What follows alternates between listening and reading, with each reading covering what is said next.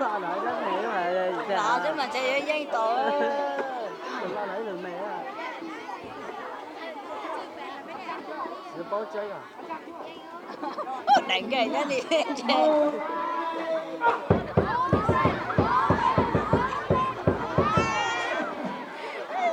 lo luôn nữa bữa đây lấy cái là giết ra gì tới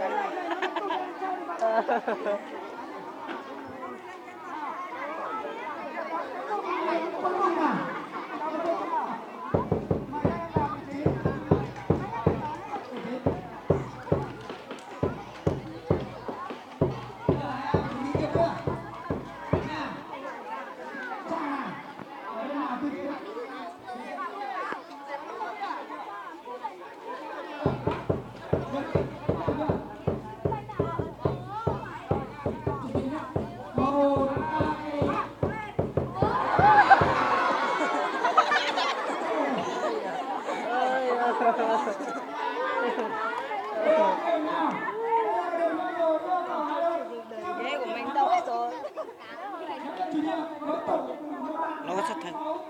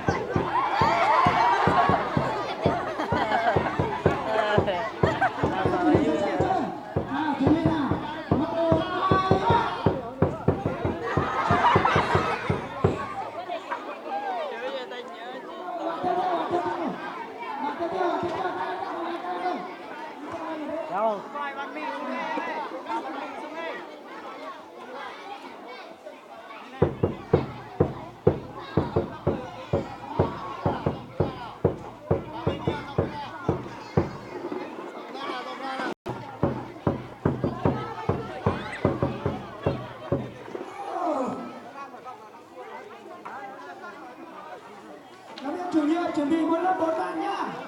Nếu được rồi, tiếp tục nào. Anh tập chơi nào. Sắp được ra nào.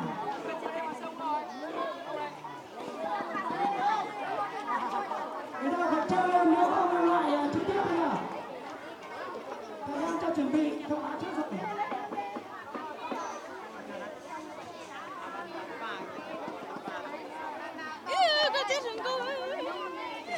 sẽ là có đứa con đánh cày con chiến thắng à là ui mấy mẹ trong định trong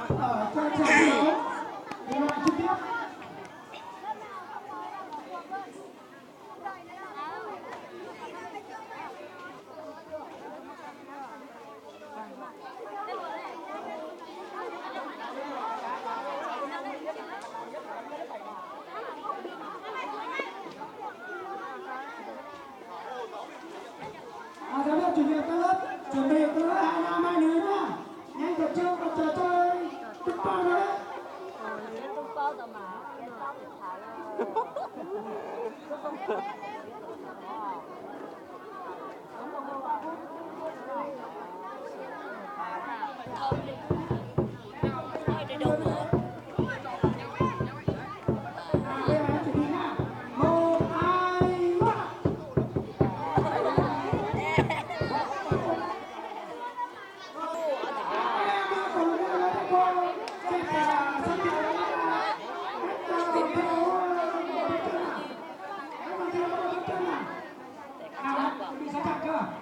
Nào, 1, 2, 3.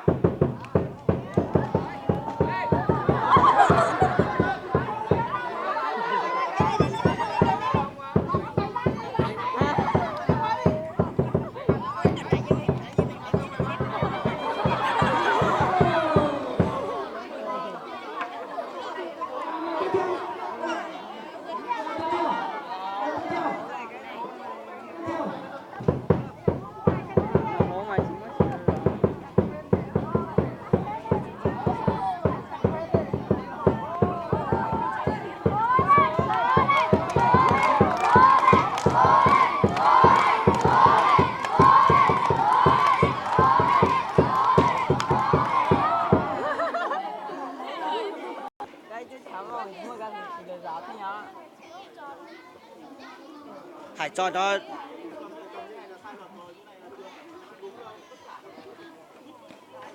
nế tay là kia đâu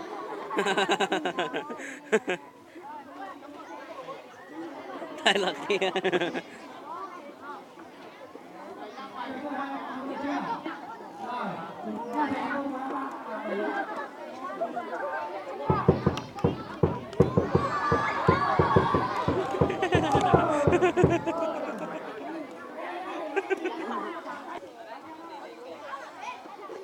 rất thành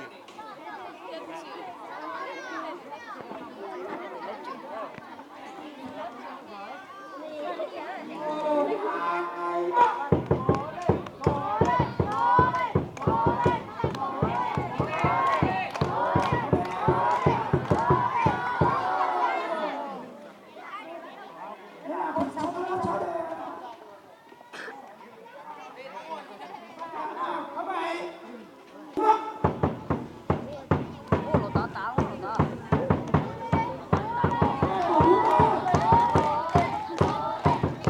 Táo táo.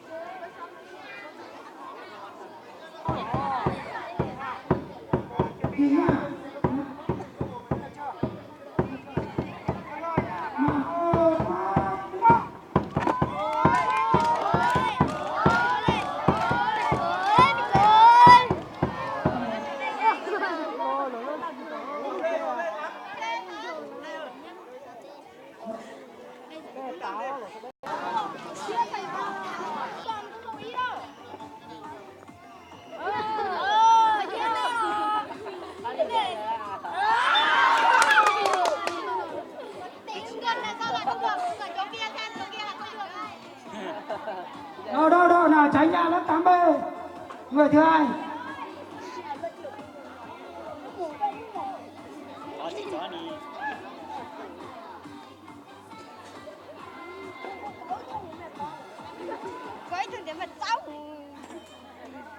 Em đứng vào vòng, đứng vào vòng.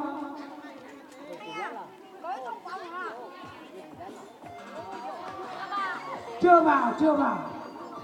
Người cuối nào? Người cuối cùng 8B. 8B người cuối cùng. Bạn nào đây? Đứng vào vòng em ơi, đứng vào vòng.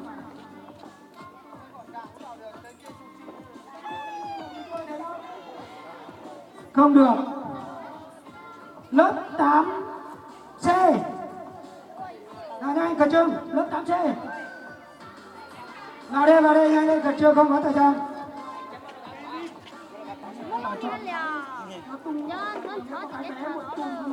Đây lúc cái kênh ở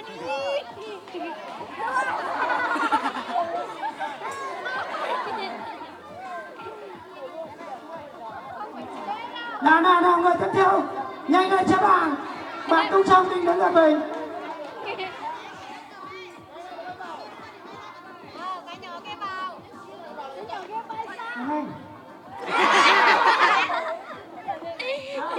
Em cho mùi ra thế nào?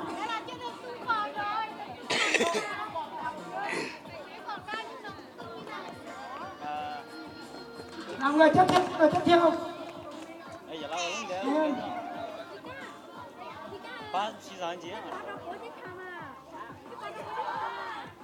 Đứng vào vòng em ơi, đứng vào vòng.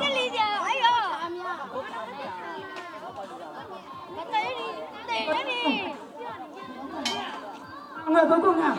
Không phải vào, không phải vào nha. Ném mất đâu chứ. Chào à.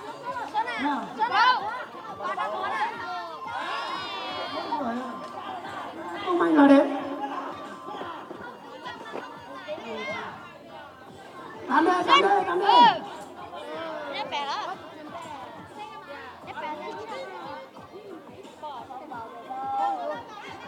Mời em tung luôn. Đi cả. Chưa có em nào vào, các em rèn luyện ý chí của mình nào. Bác không có. Nhỏ không tính. Chưa vào nào lớp 8 đây đâu. Người tiếp theo nhanh này Khẩn Trương.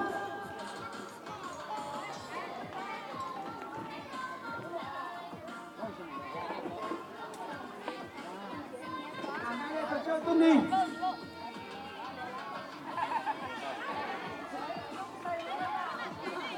Mi. Anh có câu thế gì? Cả lớp chờ lúc đen à? Đi nữa.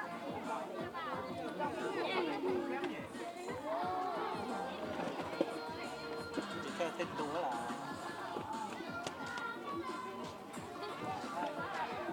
来啊，那叫我帮人当然也行了。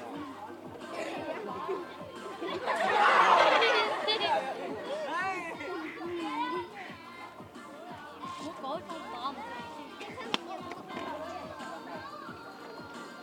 Nhớ tay chị thấy không có.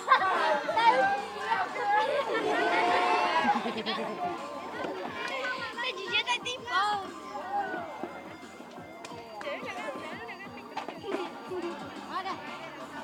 Trương.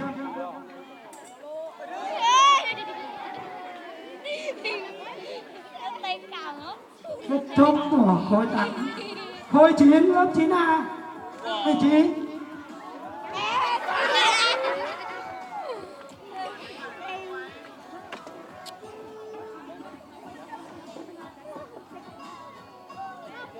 Em có trâu này cả linh cấp. Hai nữ nó mặc đó à?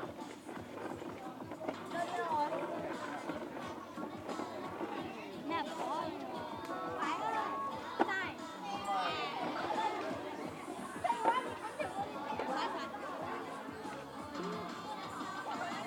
Không, cứ dùng cái này hết á. Bao giờ không có lớp coi này có cái này khác. Có cho đi vì là cháu là. Đúng vậy. Ấy thôi để mà có người thì ai cho trên ngược. hay mấy chục Vào đi ca ơi. Ôi, sắp vào, cầm cẩn thận với bóng nó. Nào người tiếp theo, Cố lên. này là chưa lấy được người yêu rồi nhá.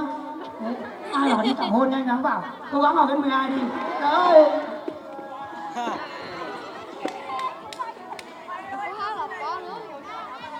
Nào, còn 2 bạn nữa đâu rồi?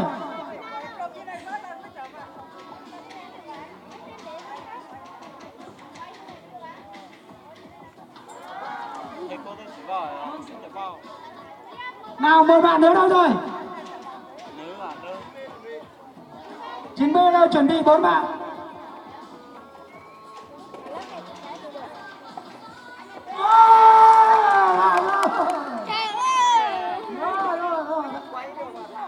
Danh nó hồn đồ chỗ à. Nào. 9B đâu?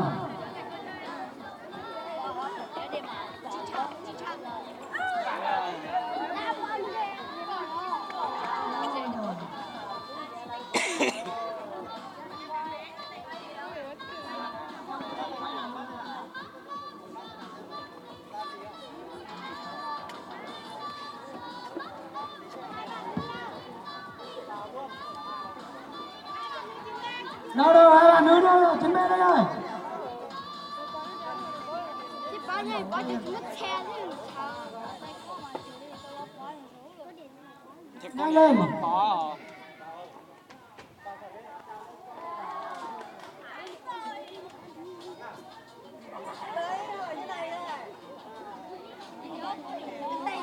Thầy đi xuống rồi đây gì ai nói bà ơi.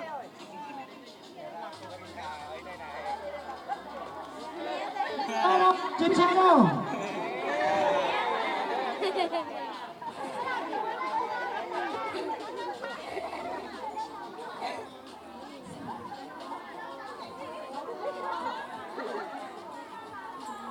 Là tu thứ nhất của lớp 9C. Nào nhanh lên khẩn trương. Các bạn ở đằng sau lùi ra để bạn quay bao nào. Sắp vào đúng vị trí nhưng mà không cúng vào. Có điểm có ở lui ở rồi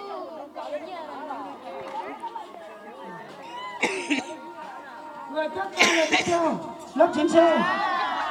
Nhanh lên. có điểm cái cú xía này nữa Đứng vào ngay mày. cô lên giải với thế nào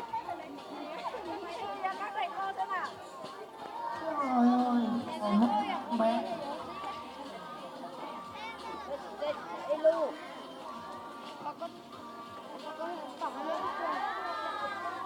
Ôi, trò chơi chỉ có lớp 9A tung vào một quả lớp 9A giải nhất.